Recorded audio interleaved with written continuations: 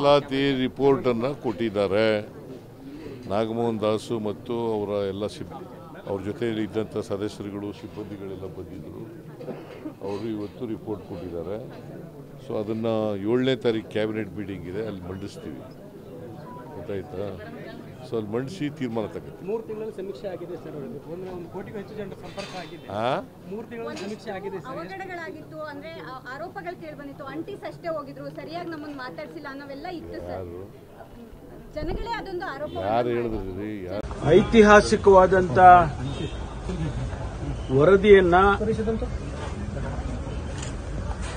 ಒಳ ಮೀಸಲಾತಿಗೆ ಸಂಬಂಧಪಟ್ಟಂತ ರೀತಿಯಲ್ಲಿ ಏನು ಸರ್ಕಾರ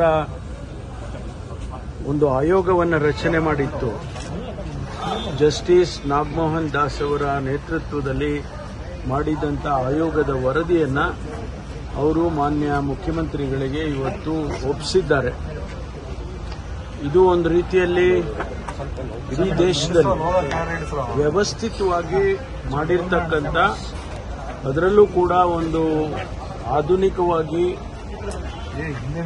ತಾಂತ್ರಿಕತೆಯನ್ನು ಉಪಯೋಗ ಮಾಡಿ, ಟೆಕ್ನಾಲಜಿಯನ್ನು ಉಪಯೋಗ ಮಾಡಿ ಕೇವಲ 2 ತಿಂಗಳಲ್ಲಿ ಈ ವರದಿಯನ್ನ ಸರ್ಕಾರಕ್ಕೆ ಒಪ್ಪಿಸಿದ್ದಾರೆ. ಅದರ ಒಳಗಡೆ ಏನಿದೆ ಅಂತ ನಮಗಿನ್ನೂ ಗೊತ್ತಿಲ್ಲ. ಮಾನ್ಯ ಮುಖ್ಯಮಂತ್ರಿಗಳು ವರದಿಯನ್ನ ಸ್ವೀಕಾರ ಮಾಡಿದ ಮೇಲೆ ಅದನ್ನ ಮುಂದಿನ ಸಂಪುಟದಲ್ಲಿ ಅದನ್ನು ಇಡಬೇಕು ಅಂತ ಹೇಳಿ ಈಗಾಗಲೇ ಸೂಚನೆಯನ್ನು ಕೂಡ ಕೊಟ್ಟಿದ್ದಾರೆ.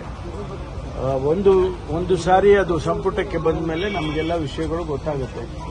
ಅದರ ನಂತರ ಅದನ್ನು ಅನುಷ್ಠಾನ ಮಾಡೋದಕ್ಕೆ ಯಾವ ರೀತಿ ಮಾಡಬೇಕು, ಚರ್ಚೆ ಮಾಡಬೇಕು ಅನ್ನೋದನ್ನ ಸಂಪುಟದಲ್ಲಿ ತೀರ್ಮಾನ ಮಾಡ್ತಾರೆ.